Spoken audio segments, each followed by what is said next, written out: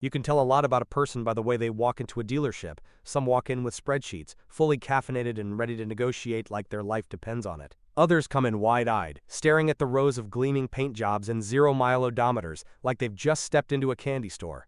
But on that Tuesday morning in late November, a man didn't walk in at all. He stood outside the glass wall. From my office on the mezzanine, I saw him before anyone else did. A ragged-looking man, sunken cheeks, tangled beard, layered in oversized coats like he was bracing for a storm that never ended. His shoes were duct-taped together, and he carried a tattered duffel bag that looked heavier than he did. He wasn't looking at the cars, he was staring at the people inside. My staff started to notice him too. I heard the whispers before the laughter. Mark, one of our newer sales associates with the kind of slick hair that screamed overcompensation, cracked a joke loud enough for everyone in the showroom to hear. "Look alive, boys. The king of Beverly Hills just rolled up." Laughter. Not the kind that comes from humor, the kind that punches down. I stepped away from the glass and headed downstairs. I didn't like the feeling in my gut. "Hey, let's ease up," I said as I passed the sales desk. "We don't know his story." Mark scoffed. "Come on, boss. He's clearly not here to buy. Probably looking for a place to warm up. Or beg." The others nodded, comfortable in their dismissal. I didn't respond. I just kept walking, slow and deliberate, until I reached the double glass doors. And then, without a word, I opened them. He didn't move. "Sir," I said gently, "you all right?" His eyes met mine, piercingly blue. Not dull, not vacant. Sharp, like flint ready to spark. His voice, when he finally spoke, was quiet but clear. "I'm looking for a car." Mark, watching from inside, snorted and muttered something. I ignored him. "Well, you've come to the right place," I said, holding the door open. "Come on in." He hesitated, as if he didn't trust the gesture, as if he'd been burned one too many times. But after a few seconds, he stepped inside. The shift in the room was instant. Conversations died. Heads turned, eyes narrowed. I motioned him toward a chair at the consultation table. "Can I get you some water? Coffee?" He looked around. "I'm not here for handouts." "Understood," I said, sitting across from him. "Name's Daniel. I own the place."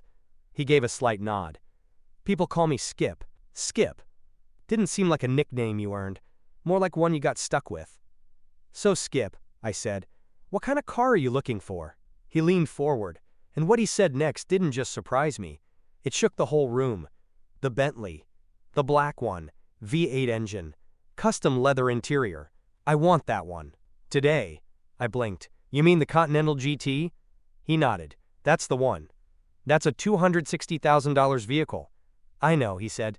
"That's why I came." Behind us, Mark nearly choked on his coffee. I leaned back in my chair. "You'll have to forgive me, Skip. It's not every day someone—" "Who looks like me?" he cut in. I didn't answer. Skip reached into his duffel bag, slowly. My staff tensed. One of the receptionists subtly moved her hand toward the phone, but all Skip pulled out was a tightly wrapped bundle. Cash. Neatly banded. Bank sealed. Then another, and another, until the table between us looked like the floor of a vault. $263,000, he said. And change. The silence in the showroom was deafening. I looked up at him. "Why the Bentley?" He smiled, and it wasn't bitter. It wasn't proud. It was something else entirely. Something I couldn't read, because I already owned everything else. I didn't move for a few seconds. I was still staring at the money, fresh, flawless bills that seemed so out of place next to the man with threadbare sleeves and calloused fingers. He wasn't bluffing. "Would you like to test drive it?" I finally asked. He gave me a half smile. "Thought you'd never ask." I stood and grabbed the keys from the wall behind my desk. They were kept separate from the others, VIP vehicles only.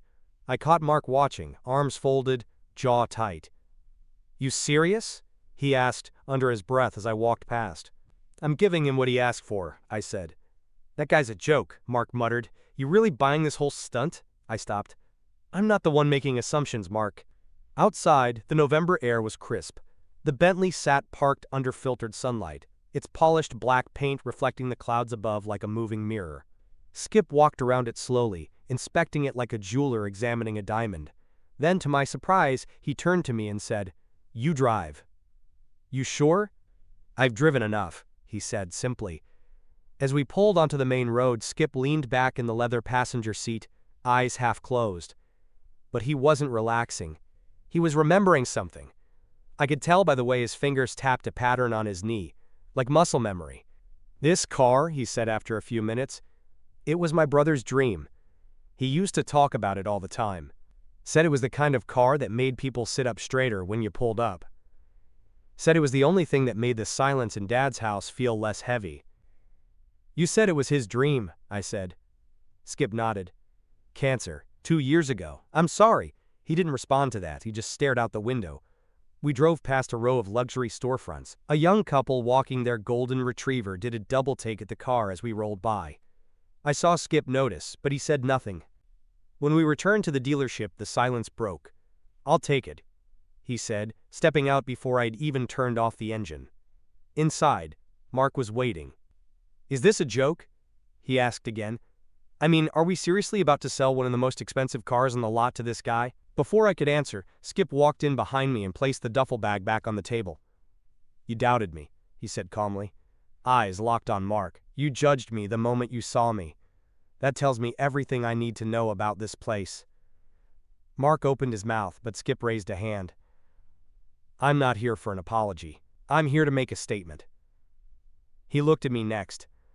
"I don't want the standard paperwork. No customer profile, no mailing list, no loyalty program." I blinked. "Okay, then what do you want?" "I want the car. No strings, no records. You sell it. I drive it away. That's it." "That's highly unusual," I said cautiously. "We legally have to document the sale, of course, but beyond that, no plaque on your dealership wall," he said. "No press, no social media stunt." He wasn't trying to be seen, he was trying to disappear. "You're not doing this for recognition," I said. Skip looked me dead in the eye.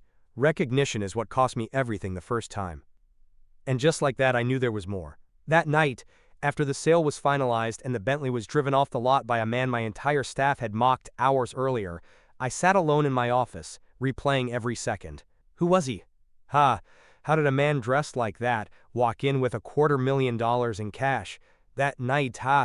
And why did he want it kept so quiet? The next morning, I got my first clue. A plain white envelope was slid under the dealership's front door. No stamp, no return address. Inside, a photo. Skip, clean-shaven, younger, in a sharp navy suit, standing beside a different Bentley, this one silver. A younger man stood next to him, grinning like a lottery winner. Scrawled on the back of the photo, in neat cursive, "When you have everything, you forget what matters. Until you don't." No name, no explanation, just that. I stared at the photo for a long time. I knew the face next to Skip. I didn't know from where, but it gnawed at me. Later that day, I called my banker to verify the cash. All bills were legit, no flags. But that wasn't the shocking part. "The serials are consecutive," he said, "and fresh, withdrawn 2 days ago from a private account, registered under a foundation." "A what?" "A nonprofit, wealth management account, anonymized, but one of the trustees signed off." "What's the name of the foundation?" He hesitated. "You won't find much, but it's called the Second Start Fund." Second Start. I didn't sleep that night. Because I realized, Skip wasn't homeless. He was hiding. And he wasn't just rich, he was something else entirely. By Thursday, I had the photo framed on my desk.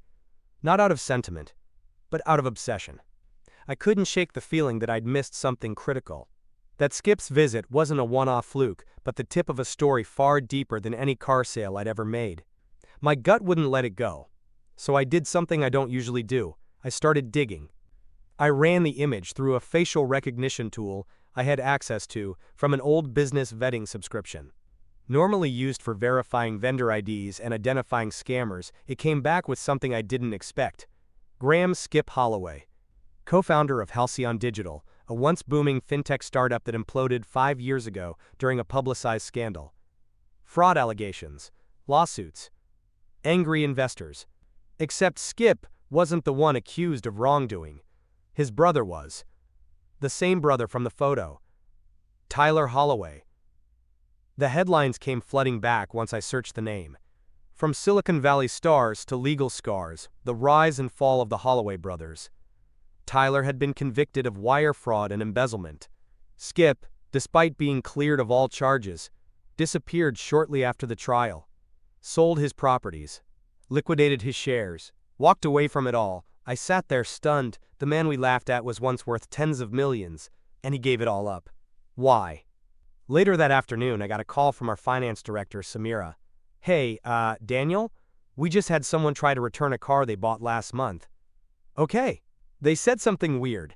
That a homeless man drove off in a Bentley this week, and if we're giving out cars to people on the street, they want a refund. I groaned. Who was it? Same couple who gave us hell about their warranty coverage last time. You know the ones.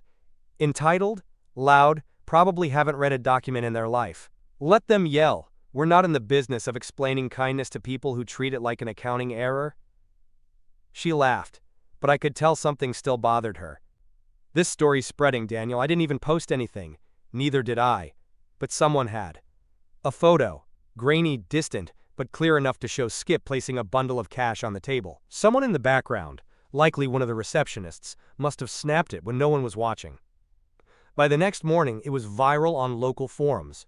Homeless man buys Bentley in cash. Is he a secret millionaire? They were getting the facts wrong, of course. But the damage, or the spark, was already done. That Friday, something unexpected happened. Another man walked into the dealership. Well-dressed. Mid-40s. Quiet confidence. He looked around briefly before approaching me. You're the one who sold the Bentley to Skip Holloway? I tensed. Who's asking? I'm the guy who spent 3 years chasing his brother in court, the man replied. And I owe Skip a thank you. He handed me a sealed envelope and walked away before I could say a word. Inside was a handwritten letter, and what it said turned my understanding inside out. Daniel, you were probably wondering why someone like me would show up the way I did. Why I looked the way I looked. Why I paid in cash. Why I stayed silent. Let me answer all of it. I had everything. Money, properties, access to rooms most people don't even know exist. But when the scandal hit, none of it mattered. Even though I was innocent, my last name wasn't. And that was enough for the world to treat me like a virus. The investors turned on me. The friends disappeared. My fiancé left the day after Tyler was convicted. The people who once called me genius now whispered, accomplice. So I left. I vanished. I needed to see who I was, without money. Without press. Without privilege. And what I found was brutal. I slept on benches. Got rejected from minimum wage jobs because I didn't have a current address. People avoided my eyes. Some gave me coins, but most gave me nothing. Not even dignity. I walked by your dealership a dozen times before I walked in. And each time, I saw how people like me were treated. But you opened the door. You didn't ask for credentials. You didn't ask for proof. You asked if I was all right. And that was the first time in 3 years someone looked at me like a person. The Bentley? It wasn't a car. It was a message. To your staff. To your city. To the people who think worth is worn on your sleeves. And maybe, just maybe, to me too. Skip. I read the letter twice. Then I called a staff meeting. Mark was late, of course. He strolled in like nothing had changed. All right, I began, holding up the letter. I want to read you all something. And as I read Skip's words aloud, I watched the faces shift. Some confused, some ashamed, some visibly moved. When I finished, no one spoke. Except Mark. So what? Are we just supposed to feel bad now? No, I said. You're supposed to feel aware. I looked each of them in the eye, because next time, someone walks in looking like they don't belong. Maybe they're not lost. Maybe we are. 2 weeks later, the Bentley returned. It came in quiet, no fanfare. No Skip behind the wheel this time. Instead, a delivery driver parked it in our service bay with a single instruction. This is to be returned to the dealership. Owner left a note in the glove box. That same black Bentley. Still pristine. tires freshly rotated. Not a single fingerprint on the console. I rushed downstairs, my mind racing. Why would Skip give it back? Inside the glove box was a cream-colored envelope, sealed with wax. A strange touch. Old world. Elegant. Deliberate. I opened it. Inside was another letter, this time just one line. I got what I came for, and so did you. Let someone else have the second chance now. And beneath it, clipped to the letter, a key. Not the car key. A storage unit key, with a printed address I didn't recognize. I could have let it go. Could have chalked it up to another eccentric chapter in an already unbelievable story. But curiosity isn't something I've ever been able to suppress. The address led to a nondescript storage facility 20 minutes out of town, tucked behind a row of old warehouses near the train yard. No windows, barely any signage. The key opened Unit 209. What I found inside nearly made me stagger. Stacks of boxes, labeled, cataloged. Dozens of sealed envelopes, each marked with a name and a dollar amount. Everything was arranged with surgical precision, and in the center, a steel case. I opened it slowly. Inside, bundles of cash. Again. And a ledger notebook. The first page read, "The Second Start Fund. Phase 2. The ledger listed names. Hundreds of them. Each entry detailed the same pattern. The person's hardship. The moment they were overlooked. The amount they were given, usually anonymously. The results afterward. This wasn't just a one-time stunt. Skip had been doing this for years. And now he'd passed it on. To me. I sat on the floor of that concrete cell, surrounded by files and names and dollars that could change lives, and tried to steady my breath.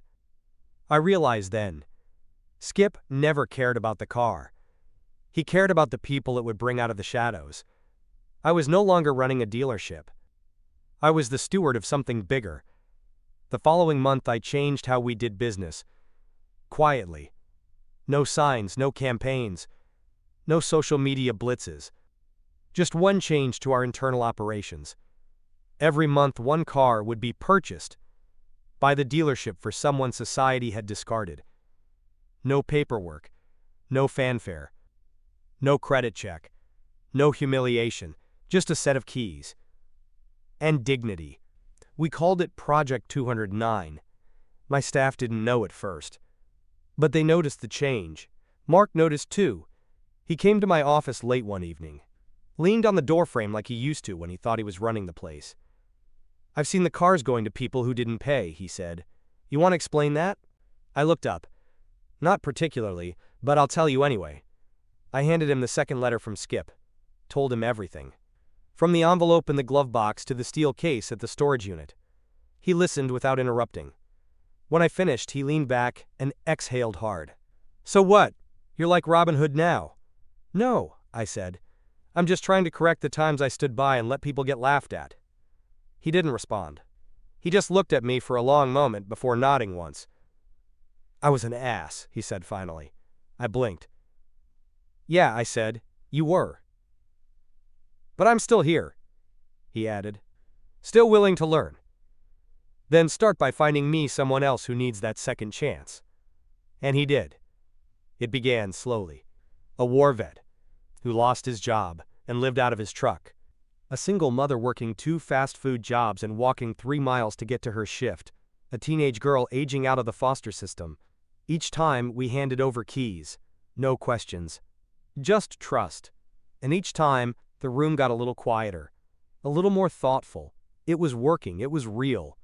One snowy evening, I locked up late and found a small package on the hood of my car. No note.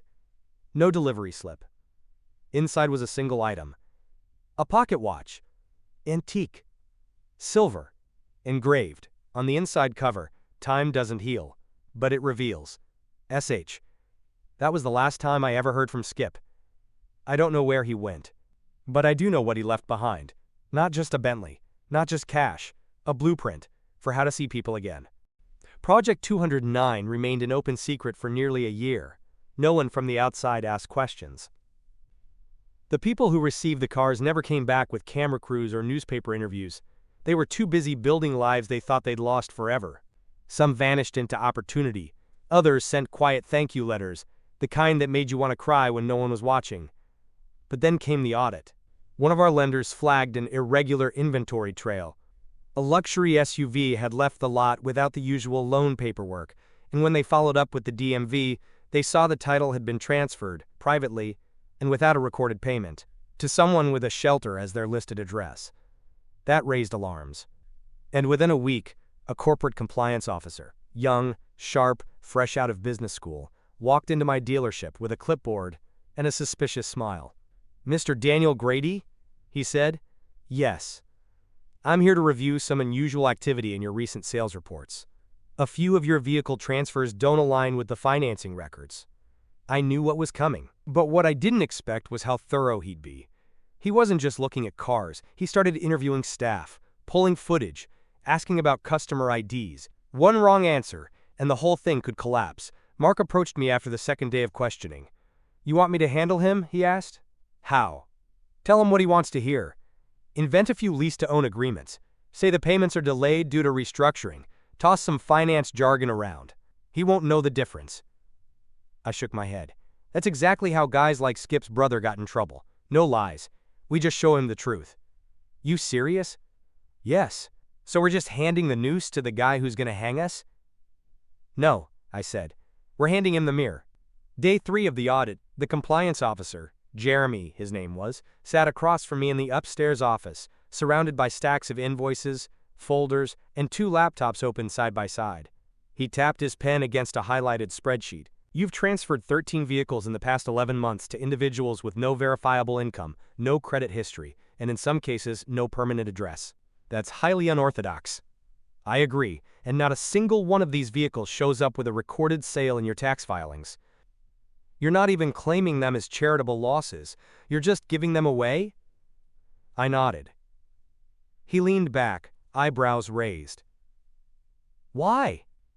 I slid the original letter from Skip across the desk. "Read it." Jeremy looked confused but obliged. As he read, his jaw began to tighten, his shoulders loosening, not in comfort but in quiet disbelief. When he finished, he set it down carefully. "You're running a philanthropic vehicle redistribution system out of a commercial dealership? That's one way to put it." He exhaled sharply through his nose. "You're aware this could trigger major compliance issues, tax irregularities, lender backlash." "Yes. And you still did it?" "Because someone did it for me," I said. "Only difference is, he didn't call it charity, he called it dignity." Jeremy stared at me for a long time. Then he closed the folder and stood. "I'll need to report this to my superiors." "I know." He paused at the door. "You know what's funny?" he said. "We're trained to find fraud, fake leases, hidden accounts, buried payouts. But this," he gestured toward the files, "this is the first time I've found honesty and didn't know what to do with it." 2 weeks later, I got a call from the regional director of compliance, but not the call I expected. "Mr. Grady," the voice said, "I just finished reviewing the case. You've got a decision to make." "I'm listening." "We can either close the file and quietly advise you to stop what you're doing, permanently, or we convert Project 209 into an official partnership. With oversight, with safeguards, with," she hesitated, "visibility. You want to publicize this? We want to scale it." A pause. "How many dealerships?" She chuckled softly. "All of them." That was the beginning of everything changing. Within 6 months, Project 209 went national, rebranded as the Drive Forward Initiative. Instead of one man handing out cars in silence, hundreds of dealerships across the country began selecting one individual a month based on internal nominations, community referrals, or simple gut instinct, and changing their trajectory. Some called it radical, others called it reckless, but the results didn't lie. People got to work on time, kids made it to school, families were reunited. Lives were rebuilt not because of charity, but because someone saw them. One rainy evening, as I walked to my car, I found something tucked under my windshield wiper. Another envelope. No name, no return address, just a card inside. On the front, "Time reveals." On the back, in familiar handwriting. "Not everyone needs a second chance. Some just need to be seen the first time. S. I looked around, but the lot was empty. Still, I smiled. Because I didn't need to see him to know. Skip was still watching. Still reminding, still driving something greater than any Bentley could ever carry. 2 years have passed since the day Skip walked into my dealership. It still haunts me. How close I came to ignoring him. How close we all came to doing what we always do. Look through people who don't look the part. It's amazing how someone can change your entire trajectory without raising their voice, without demanding anything. Just by being. Skip never came back. Not in person anyway. But traces of him remain everywhere I look. In the new service wing we built for low-income vehicle repairs. In the first-time buyers program that doesn't penalize someone for having no credit but rewards consistency, even if they're only paying with what they can. In the parking lot outside, where I sometimes see people walk up to the glass just like Skip once did, uncertain, hesitant, wondering if they'll be turned away. And now, they're not. They're welcomed. One cold morning this past winter, we got a visit from a woman named Lila. She looked exhausted, her shoes were soaked through.